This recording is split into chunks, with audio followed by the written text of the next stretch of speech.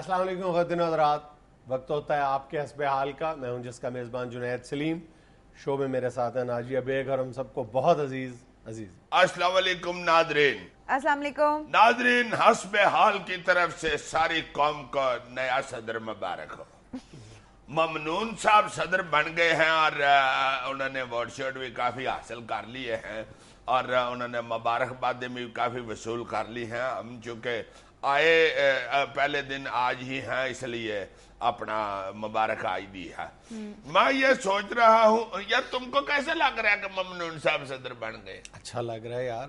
ایک عام آدمی تو نہیں، بہرحال جو ایک ہماری رولنگ ایلیٹ ہے اس سے ہٹ کے ممنون صاحب کا صدر بننا میرے لیے تو خوش آئند ہے. عزیز صاحب اپنا بتائیں، آپ کو کیسا لگ رہا ہے؟ مجھے تو وہ کیا کہتے ہیں کہ میرے لیے اتنا ہی کافی ہے کہ ممنون صاحب نے صدر بننے سے کچھ دن پہلے سنا کہیں امامت کرائی تھی تو ماشاءاللہ تلاوت بہت اچھی کی تھی.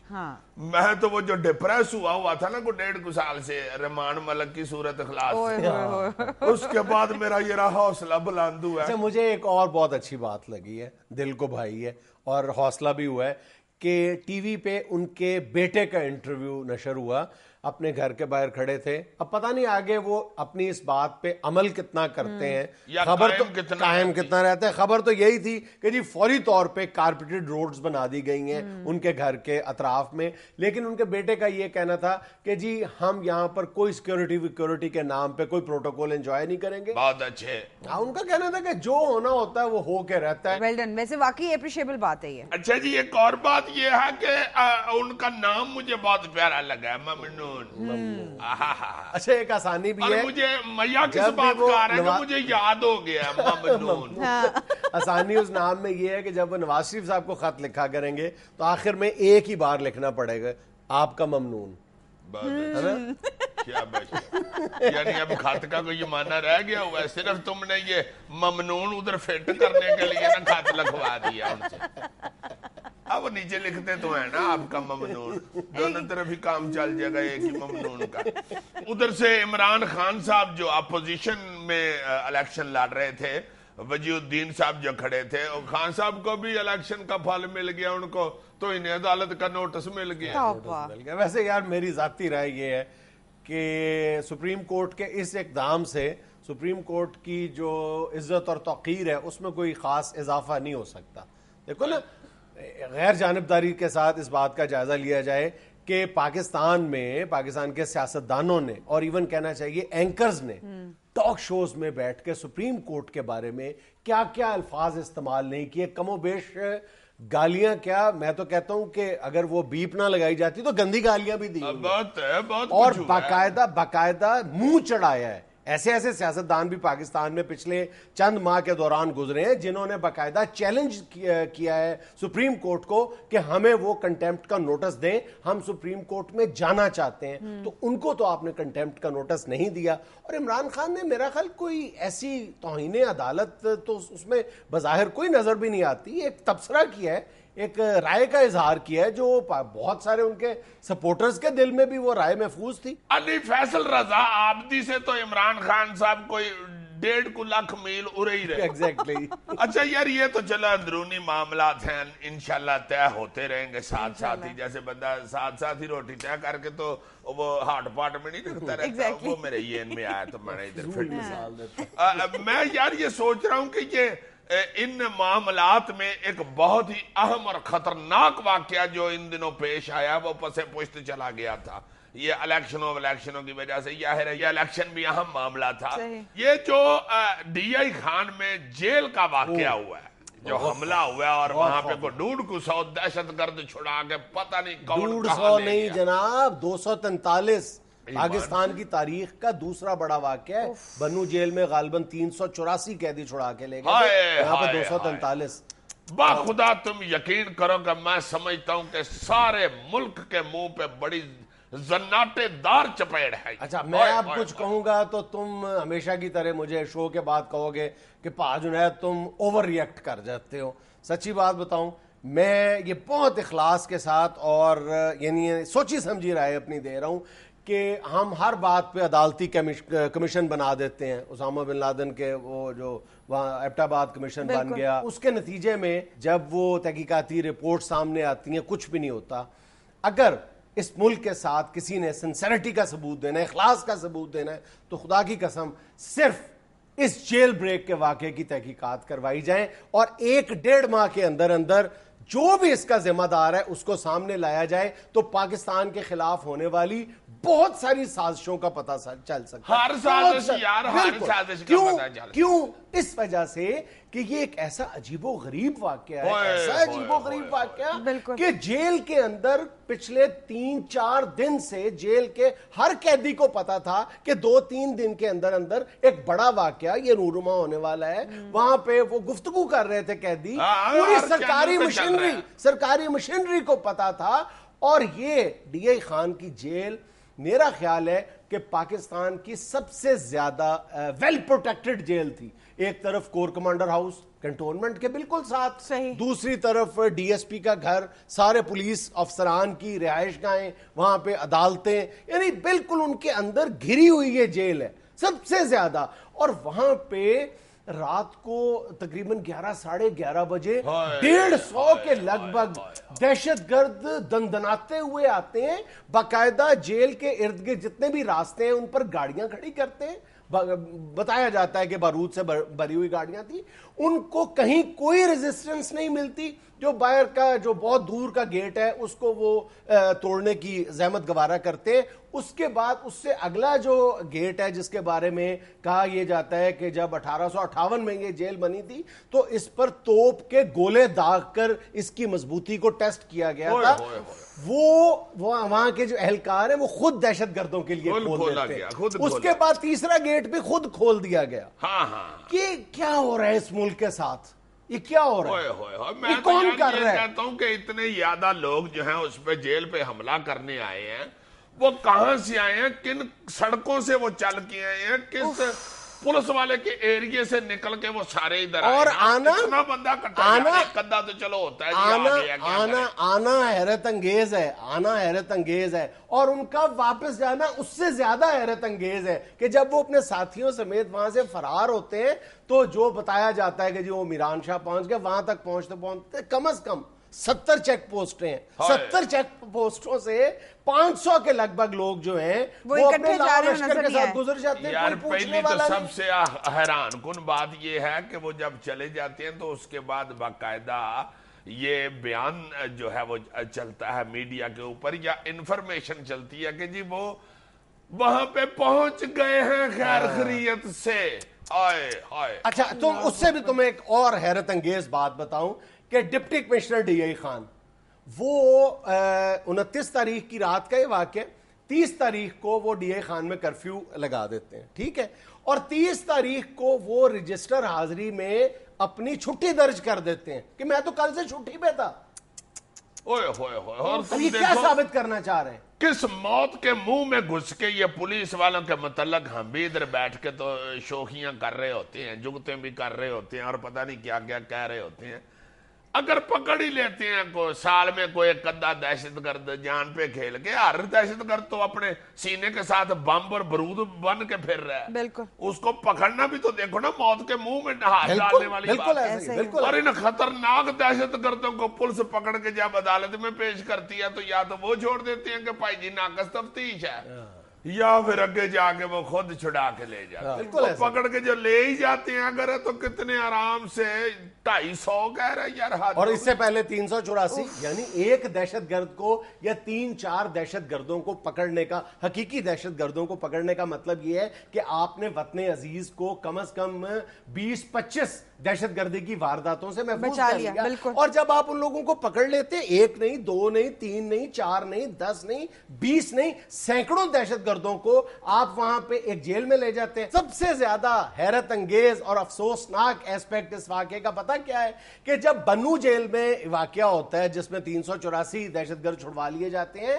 وہاں پر متعین 145 اہلکاروں کو سسپینڈ کر دیا جاتا ہے, معطل کر دیا جاتا ہے, اور ان 145 ایگزیکٹلی تمام کے تمام انہی 145 اہلکاروں کو پھر ڈی آئی خان جیل پر متعین کر دیا جاتا ہے جن کی موجودگی میں یہ واقعہ 145 کے گروپ کے ہوتے ہوئے دوسری واردات. جناب اب اس حقیقت کے سامنے آنے کے بعد کہنے کے لیے کچھ رہ جاتا ہے؟ بریک لو ناظرین، ہمیں یہاں لینی ہے چھوٹے سے کمرشل بریک. ہمارے ساتھ رہیے. ایسا جو تو بازار چ ٹریا جاتا ہوئے تو ہوٹلاں دے چڑھ کے خود بات مار دینے. ایسا جو صاحب آ سینے نہ لگ جا ٹھا کر کے.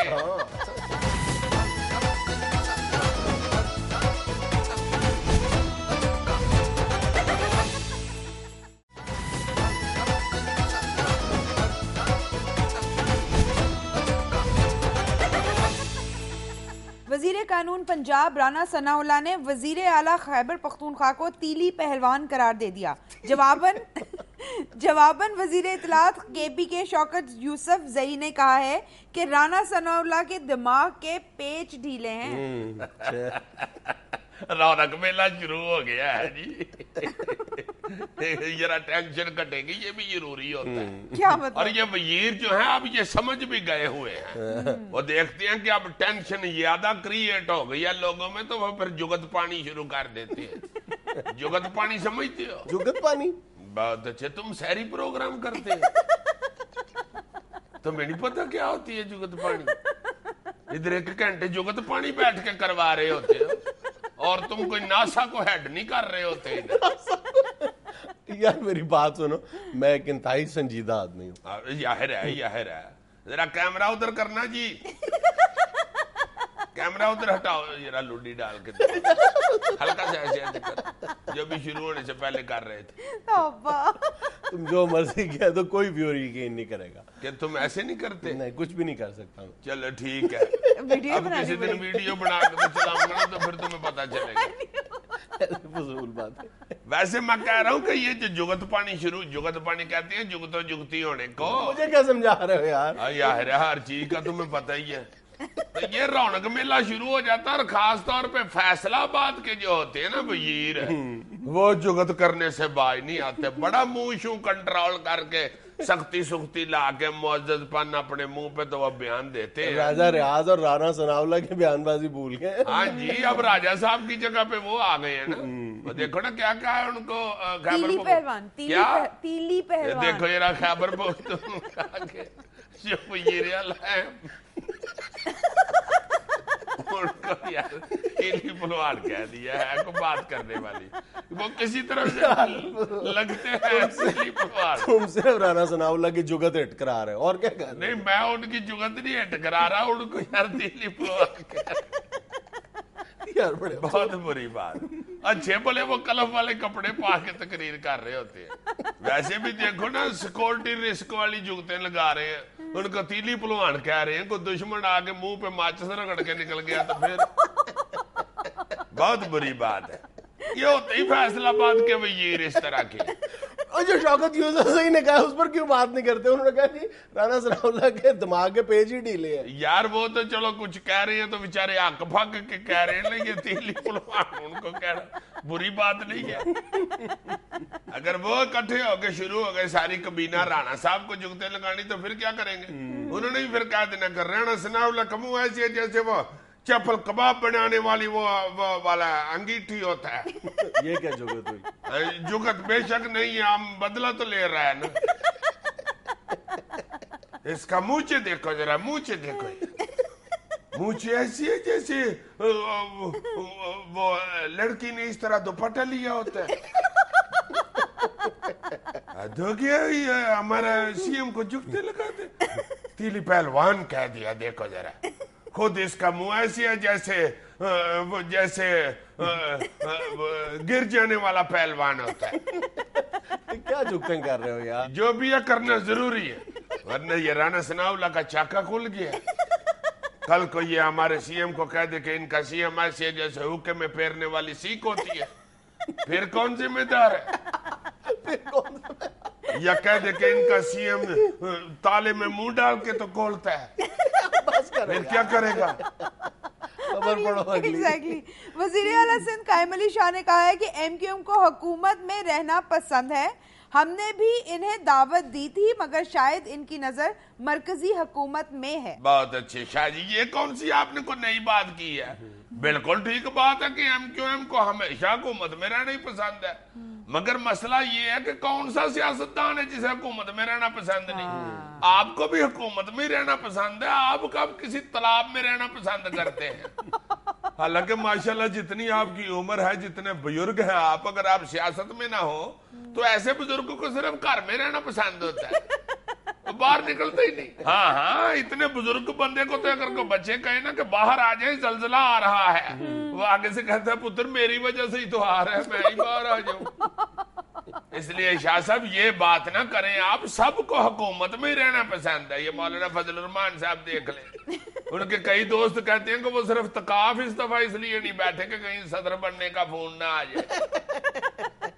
ویسے کئی دوست یہ بھی کہتے ہیں کہ نہیں، مسجد میں اتنی جگہ نہیں تھی کہ مولانا بھی بیٹھ سکتے. یار یہ تو کوئی ایسی پرابلم نہیں تھی، چادر درمیان میں سے ہٹا کے 2 اجروں کو 1 اجرا بھی بنایا جا سکتا تھا. یہ دیکھو اللہ معاف کرے، توبہ استغفار، مولانا کو جگت لگا. استغفر اللہ، ایک سلوشن بتا رہا ہوں. یار تم اس طرح کا سلوشن کیوں بتا رہے ہو کہ مولانا کو بیٹھنا پڑ جائے اور پیچھے سے کوئی اور صدر بن جائے؟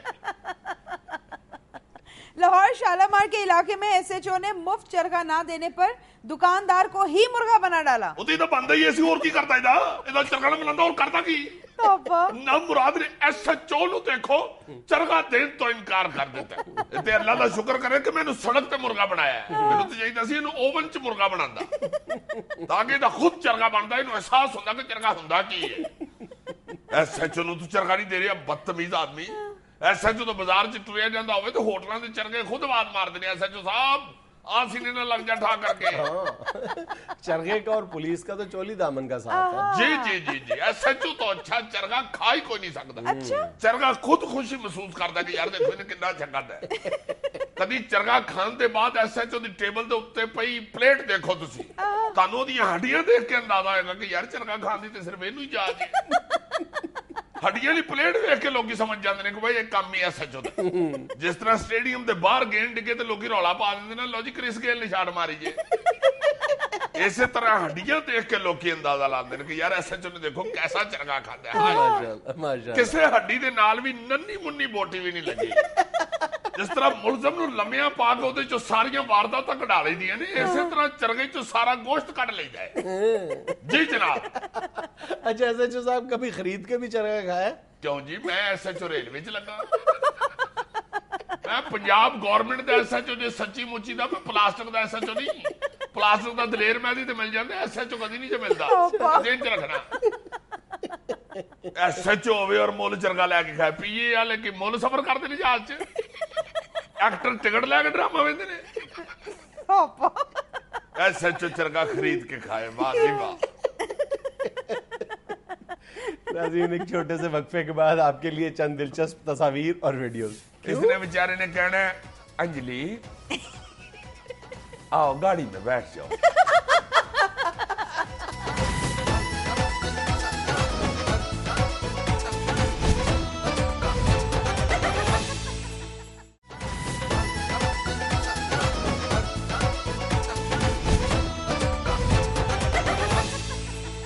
عزیز صاحب ہمارے اپنے چینل کی ایک نیوز کلپ پر اپنا تبصرہ کر دیں ذرا. اچھا نہیں تو یہ تو اچھی بات ہے، گھر کا بیدی لنکا ڈائے.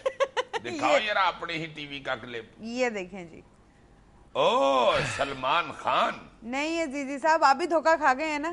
یہ سیالکوٹ کا ایک نوجوان ہے جس کی شکل سلمان خان سے بہت ملتی ہے. ایمان سے؟ جی.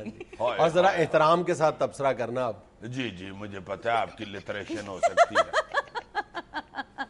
واہ واہ واہ یار، سچ مچ یہ تو بالکل ہی سلمان خان لگ رہا ہے. ہائے ہائے ہائے. یہ دیکھو اس کا سٹائل بھی، باڈی لینگویج دیکھو. باڈی شاڈی نین نقش، ایکٹنگ بھی بالکل ویسی ہے. مگر ایک پاسیوں مار کھا جائے گا یہ. کیوں جی؟ ڈائلاگ نہیں اس بیچارے سے بولا جانا. کیوں؟ سیالکوٹ کہنا یار. کیا مطلب؟ اس نے بیچارے نے کہنا ہے انجلی آؤ گاڑی میں بیٹھ جاؤ، میں تمہارے لیے گاڑی لے کے آیا ہوں، آؤ نا. کیا کرتی ہو؟ तोहफा भी लाया हूँ, वो गाड़ी की डिग्गी में तेरे याद आए। आओ तो सही, बड़ा क्यूट तोहफा लाया हूँ तुम्हारे लिए। बल्कि एक नहीं 9 तोहफे लाए, 9। हाँ, फूल भी मंगवाए हैं, मुंडा कलाया दे लेके आंदा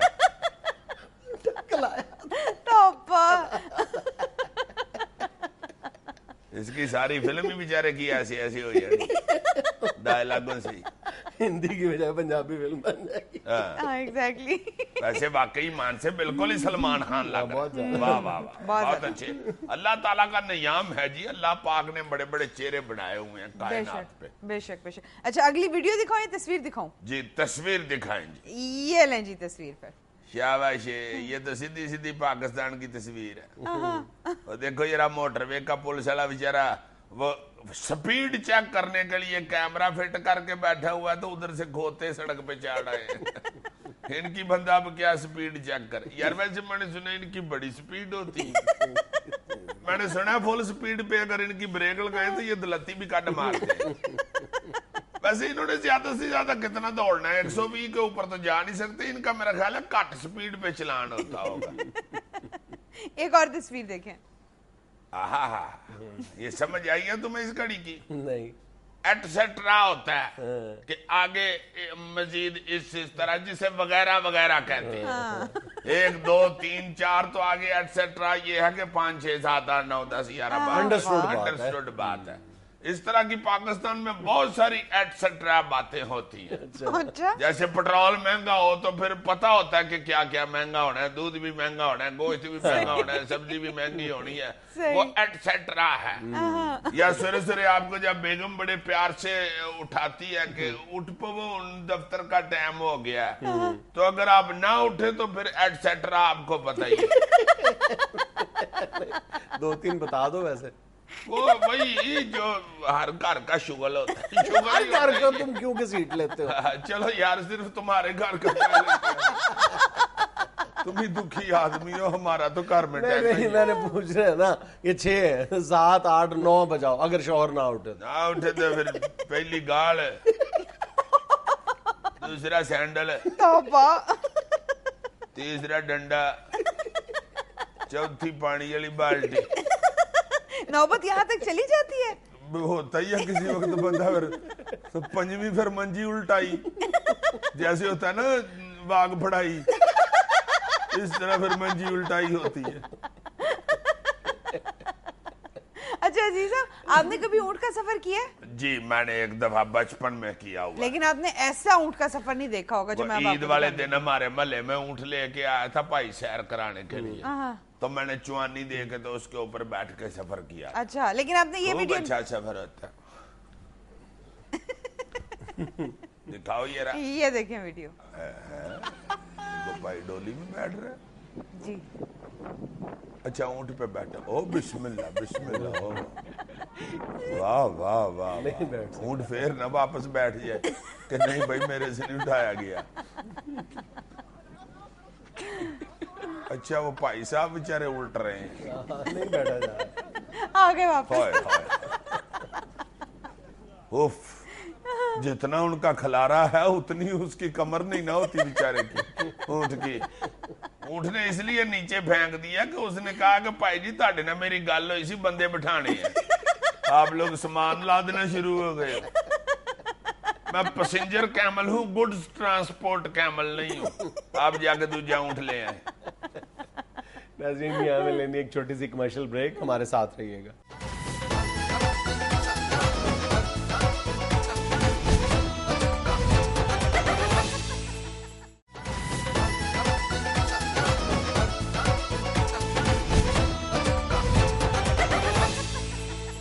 भाईजान ये बद तहजीबी है, आप माने या ना माने, है ये बद तहजीबी। नहीं तो फिर क्या करेंगे? ईद की नमाज पढ़ के पहले घर नहा के आगे फिर जब भी लगाए। सिर्फ ईद का मसला नहीं है, मैं तो बद तहजीबी इसलिए इसको कह रहा हूँ कि अगर एक शख्स पसीने से शराबूर है, एक्सरसाइज करके है या बाहर से आया, और दूसरा शख्स जो है वो नहा के आया हुआ है, ठीक है, बिल्कुल फ्रेश है, अब जो पसीने में शराबूर शख्स है वो इस बात पर इसरार करे कि मैंने आपसे जफी डालनी है, معانقہ پنجابی انداز میں معانقہ کرنا ہے، تو میرا خیال ہے کہ یہ بد تہذیبی ہے. اور کیا اپنا سارا پسینہ اور بدبو جو ہے وہ دوسرے کو منتقل کرنی ہے، یہ کون سی محبت ہے؟ یار یہ تو ٹھیک ہے، چلو بد تہذیبی ہے، مگر جب آپ عید کی نماز پڑھ کے فارغ ہوتے ہیں اس وقت آپ کو پسینہ پاویں آیا ہوا، عید پھر سال بعد آنی ہے، سنے پسینے لگا لے جب بھی. پیارے بھائی عید کی تو میں بات ہی نہیں کر رہا نا، عید کی نماز کے دوران یا عیدگاہ میں تو کم و بیش سب لوگوں کو پسینہ آیا ہوتا ہے. وہ کیا کہتے ہیں کہ دونوں طرف ہے آگ برابر لگی، چاروں طرف ہے آگ برابر لگی ہوئی، تو وہی ہے، وہ تو سارے ایک دوسرے کو منتقل کر رہے ہیں. وہ تو میں بھی سمجھتا ہوں کہ پسینے میں ویسے عام روٹین میں کسی سے ملنا اور گلے لگانا اسے اور پنجابی جب بھی لگانا یہ تو بات ہے، یہ بھی ہے، مگر عید جو ہے میں عید کی بات کر رہا ہوں، یہ سال بعد آنی ہوتی ہے تو اس لیے اب بندہ پسینہ ویندا پھرے. اچھا میں بد تہذیبی کا ذکر ہو رہا ہے تو عید کے حوالے سے شاپنگ کرنے کے لیے خواتین بھی جاتی ہیں، فیملیز جاتی ہیں. ہوتا یہ کہ اکثر سٹال جو ہیں وہ دکانوں کے باہر لگے ہوتے ہیں. جی جو بندہ گاڑی میں جا رہا ہوتا ہے اس کی کوشش ہوتی ہے کہ گاڑی میں بیٹھے بیٹھے ہی سٹال سے کوئی چیز پکڑ لی جائے. بہت اچھے. اس سے ہوتا یہ کہ روڈ بلاک ہو جاتی ہے، لوگ جو باہر نکل کے شاپنگ کر رہے ہیں وہ پارک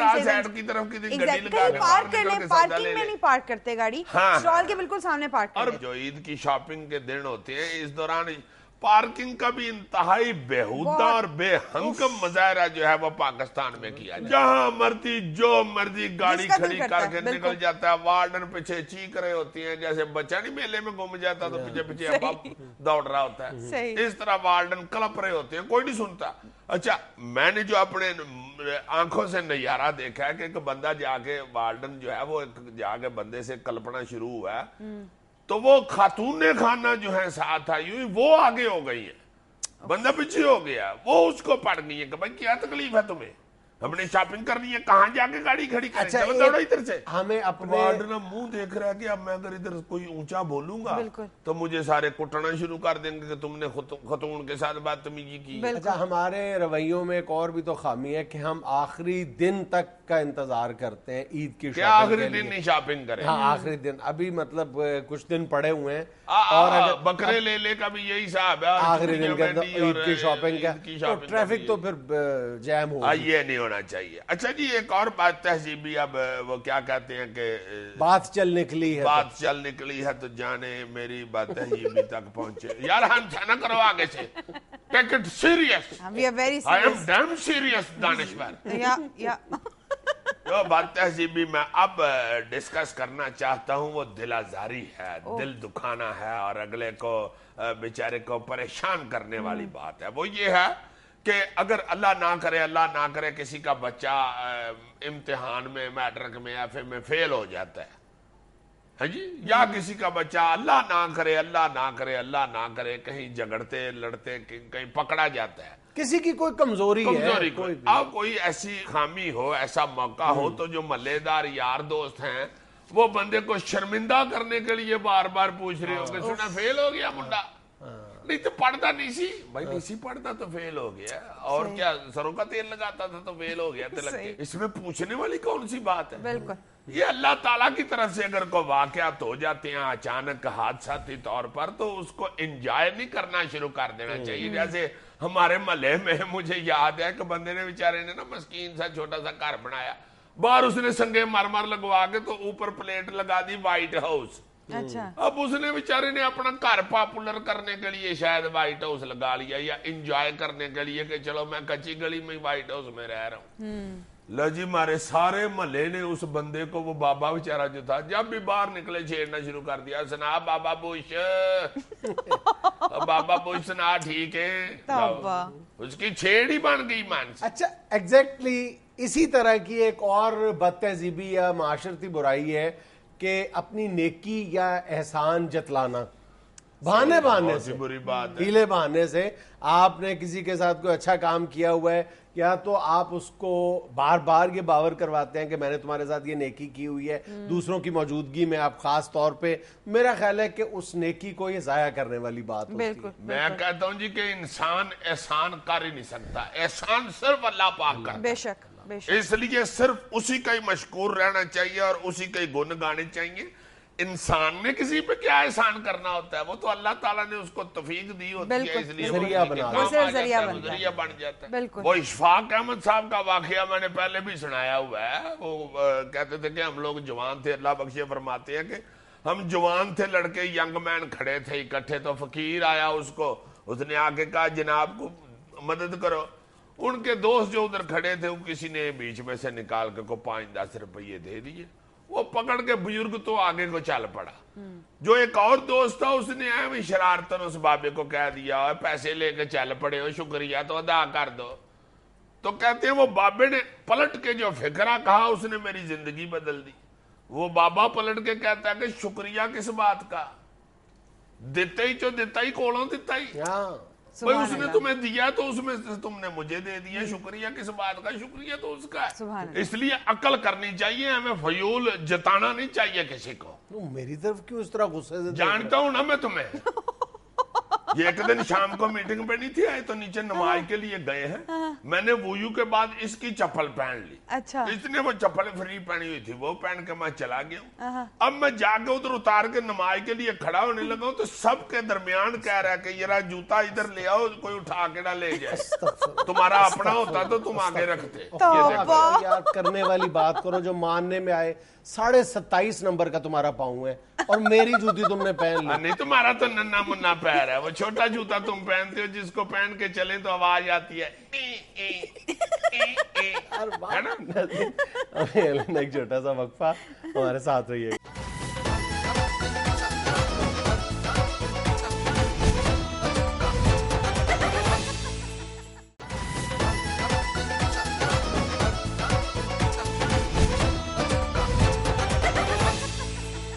ناظرین, مختلف ٹی وی پروگرامز اور خاص طور پر رمضان نشریات پر بات کرنے کے لیے ہمارے ساتھ موجود ہیں ٹی وی کے کرونک ویور جناب ناظر ملک.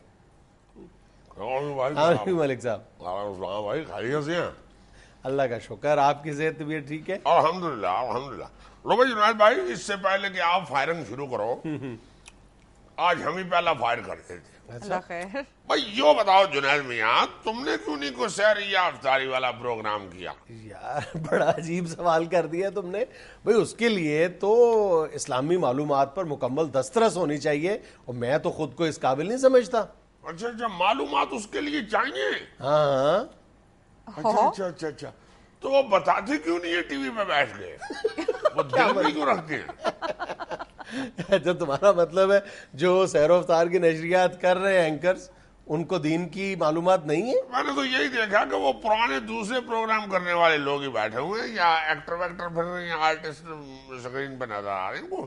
مجھے کو عالم آدمی بیٹھا ہوا معلومات دیتا ہوا نظر نہیں آیا. یار اب ایسی بات بھی نہیں, علماء دین بھی بیٹھے ہوئے ہیں. نہیں بیٹھے ہوئے ہیں بھائی, معلومات دیتا ہوا نظر نہیں آیا. میں یوں کہہ رہا ہوں, بیٹھے ہوئے ہیں بیچارے, چپ کر کے بیٹھے ہوئے ہیں. کوئی اینکر وینکر جو بیچارے چمٹے ہوئے ہیں پروگراموں کے ساتھ, وہ دھڑا دھڑ خود ہی بول رہے ہیں. میں نے تو ایک دو دفعہ یہ بھی کیا کہ کوئی اور چینل لگا لیا, اسپورٹس وغیرہ کا چینل. میں نے کہا چلو اس کی بات ختم ہو جائے بھائی کی, یہ جو اینکر اپنی کو کتھا کہانی سنا رہا ہے, تو جب اس کی باری آئے گی عالم کی, تو کوئی دینی معلومات حاصل کرنے کے لیے دوبارہ ادھر آ جاؤں گا. یقین مانو, وہ 15-20 منٹ کے بعد واپس میں اس چینل پہ آیا ہوں. وہ موصوف ہی بول رہے تھے جو پہلے بول رہے تھے. وہ بیچارے سکالر جو, یعنی مذہبی سکالر جو ہیں, عالم جو بیٹھے ہوئے تھے, وہ پتہ نہیں ان کے منہ کے اوپر کوئی نوٹ جوڑنے والی وہ ٹیپ لگی ہوئی تھی جو نظر نہیں آ رہی تھی, وہ ٹرانسپیرنٹ ٹیپ ہو گئی, یا پھر شاید کیمرے کے پیچھے کہیں ان کی آپس میں کوئی لڑائی وڑائی ہوئی تھی, اور وہ شاید اینکر نے کہہ دیا کہ اب آپ بول کے دکھانا, بول کے دکھانا. تو شاید وہ بیچارہ ڈر کے عالم چپ کر کے بیٹھا ہوا تھا. مجھے ایسا لگا ہے, مزہ آیا. یقین مانو جنید میاں, یہ کوئی ایک آدھ سکرین کی بات نہیں کر رہا, ہر چینل کے اوپر یہی ہو رہا ہے کہ 3-4 بندے بیچارے چپ ساتھ کے بیٹھے ہوئے ہیں, اور ایک آدمی نے کو اپنا تماشا لگایا ہوا ہے, میلہ لگایا ہوا اپنا. وہ اپنی باتیں اپنی ہانکتا جا رہا ہے, اپنے وہ عجیب سے اس کو سیاپے پڑے ہوئے ہیں. وہ کسی کی نہ سن رہا ہے, نہ کسی کو لفٹ کروا رہا ہے, اپنے مجمع لگا کے وہ دھڑا دھڑ لگا ہوا ہے. حیران ہو گیا میں کہ یار یہ کیا ہو رہا ہے بھائی, کیا ہو رہا ہے؟ اللہ مجھے معاف کرے, اللہ معاف کرے, اللہ معاف کرے, استغفر اللہ. ایسے لگ رہا تھا وہ انڈیا کا وہ پروگرام نہیں ہے جس میں ایک گھر میں وہ بہت سارے لوگ رہتے ہیں, وہ کیا نام ہے اس کا, بگ باس. ہاں بگو باس, بگو باس. وہ لگ رہا تھا کہ اللہ معاف کرے کو بگو باس کیا وہ رمضان والا ایپیسوڈ چل رہا ہے. اچھا وہ عجیب حالت تو یار خدا کے واسطے وہ کہاں چلے گئے وہ پروگرام جو معلومات دیا کرتے تھے. مجھے بڑی اچھی طرح یاد ہے, بزرگ ہمارے سارے بچوں کو بٹھا کے والدین سنا رہے ہوتے تھے,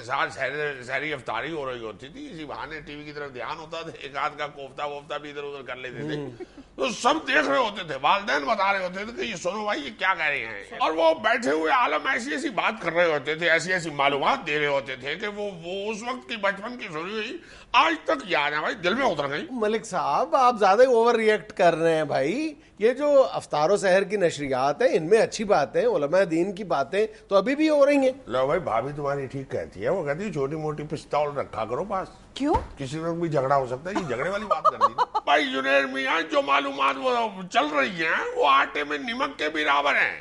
یقین مانو 2-2.5 گھنٹے 3 گھنٹے کی ٹرانسمیشن میں وہ مولانا حضرت جو بیٹھے ہوتے ہیں وہ عالم صاحب, وہ کوئی ایک آدھ بات کرتے ہیں. میرا خیال ہے اس سے اچھا تو ڈاکٹر کی دکان کے باہر, کلینک کے باہر بیٹھے ہوئے بندہ زیادہ باتیں کر لیتا ہے. بھائی آپ نے ان کو بلایا ہوا ہے اگر معلومات سنوانے کے لیے, لوگوں کو بتانے کے لیے, تو اس کو بولنے تو دو بھائی. وہ بیچارہ ایک بات کر کے تو یوں بیٹھ جاتا ہے جیسے میں بھی پروگرام ہی دیکھنے آیا ہوں. اچھا ناظر صاحب, آپ بھی لمبی چوڑی تقریر کرتے جا رہے ہیں, وجہ بھی تو بتائیں نا اس کی کوئی. لو بھائی تمہاری بھابھی ٹھیک کہتی تھی کہ یہ بات کسی خاتون کے سامنے نہ کر دینا, تمہارا جھگڑا ہو جائے گا. ٹھیک کہتی تھی تمہاری بھابھی. ہماری بھابھی جو بھی کہتی ہے ٹھیک ہی کہتی ہے. لو بھائی یہ تو دونوں طرف جھگڑا کرنے والی بات ہو رہی ہے. بھائی اتنا فری ہو رہے ہو, حد ہو گئی ہے بھائی. یہ بات تو ہم اس جھانسی کی رانی سے آج تک نہیں پوچھ سکے جو آپ ہم سے پوچھ رہے ہیں. اور جی بھائی بہت اچھے. دیکھو بھائی بات بتائیں کیا وجہ اس کی کیا ہو رہی ہے جی. یہ یاد رکھو کمرشلزم جو ہے وہ اصل کو نقل میں بدل دیتا ہے بھائی. ہر طرف کمرشلزم کمرشلزم کمرشلزم, جتنا کمرشلزم ڈالتے جاؤ گے اتنا نیچر سے ہٹتے جاؤ گا بھائی, اصل چھوڑتے جاؤ گے. اب سب لوگوں کو آپ لوگوں کو کمرشلزم کا پڑا ہوا ہے بھائی. معاف کیجیے گا, مجھے پتا ہے آپ کو مزہ نہیں آیا, مگر بات میں وہ کروں گا جو میرے دل میں ہے, میں تو وہ کروں گا. خدا کے واسطے اتنا تو خیال کر لو, یہ 1 مہینہ ہے یار ثواب کمانے کا, مذہب بتانے کا, اپنی اگلی نسل کو مذہب سے متعارف کروانے کا. خدا کے واسطے اس کو تو کمرشلزم سے دور کر لو, یہ تو سچے دل سے کر لو بھائی. خدا کے واسطے یہ کون سا مذہبی پروگرام ہے کہ بچوں کا بھی سارا دل لگا ہوا ہے, سپورٹس پروگرام دیکھنے کا بھی ان کو سارا سودا مل رہا ہے اس میں سے, جو ڈرامہ دیکھنا چاہتے ہیں ڈرامہ بھی ان کو مل رہا ہے, مذہبی پروگرام بھی ایسا ڈرامہ بھی نہیں چاہیا ہوا ہے بھائی. جو سنگر دیکھنا چاہتے ہیں سنگر بھی آئے ہوئے ہیں, وہ بھی دکھ رہے ہیں, ان کے بھی مزے آ رہے ہیں, میوزک کا بھی شوق پورا ہو رہا ہے لوگوں کا. بھائی خدا کے واسطے جو رمضان کے مہینے میں ثواب کمانا چاہتا ہے, کوئی معلومات مذہبی حوالے سے حاصل کرنا چاہتا ہے, وہ کہاں جائے بھائی, مجھے یہ بتا دو ذرا. غصہ نہ کرنا, مزہ نہیں آیا ہوگا تمہیں, میں معافی چاہتا ہوں. نہیں, مجھے آپ کی زیادہ تر باتوں سے اتفاق ہے. اور بڑی مہربانی, آپ کی بہت شکریہ. میں تو یہ سوچتا ہوں کہ بھائی دیکھو ہمارے ملک کے اندر جس طرح چاروں طرف اللہ معاف کرے اللہ معاف کرے کس طرح نحوست چھائی ہوئی ہے یار. دیکھو قتل و غارت, راہزنی, بدکاری, بد اخلاقی چارسو پھیلی ہوئی ہے, ہر طرف خون بکھرا ہوا ہے. خدا کے واسطے اللہ تعالیٰ نے آپ کو بھائی چانس دیا ہے, ملاوٹ سے بیڑا غرق ہو گیا اس ملک کا. آپ کو اللہ نے چانس دیا, آپ 1 مہینہ اسکرین کے اوپر بیٹھ کے ان ساری چیزوں سے دور رہنے کی تلقین کرو بھائی. اپنے مذہب کے حوالے سے بتاؤ کہ یہ کتنی خطرناک چیزیں ہیں. یہ قوم جو ہے یہ اللہ تعالیٰ نے اس کو سنبھالا دیا ہوا, ورنہ یہ ڈوبنے والے حرکات کر رہی ہیں ساری. کوئی اور کچھ نہیں. خدا کے واسطے تو افطاری سے 5-7 منٹ پہلے دونوں ہاتھ اٹھا کے اس قوم کی سلامتی کے لیے, اس ملک کی سلامتی کے لیے اللہ کے آگے گڑ گڑا کے دعا ہی کر لو بھائی 1 مہینہ. ہاں بالکل, وہ قبولیت کا وقت ہوتا ہے. کوئی یہ نہیں سوچ رہا ہے, عجیب ڈرامہ بنایا ہوا ہے, کمرشلزم لڑا ہوا ہے سب کو بھائی. حیران ہوں میں معاف کرنا اچھی نہیں لگی ہوگی بات, میں معاف کرنا. ناظرین یہ سب کچھ تھا حسب حال. خوش رہیں, خوش رکھیں. آپ سے ملاقات ہوگی انشاءاللہ کل. اللہ حافظ.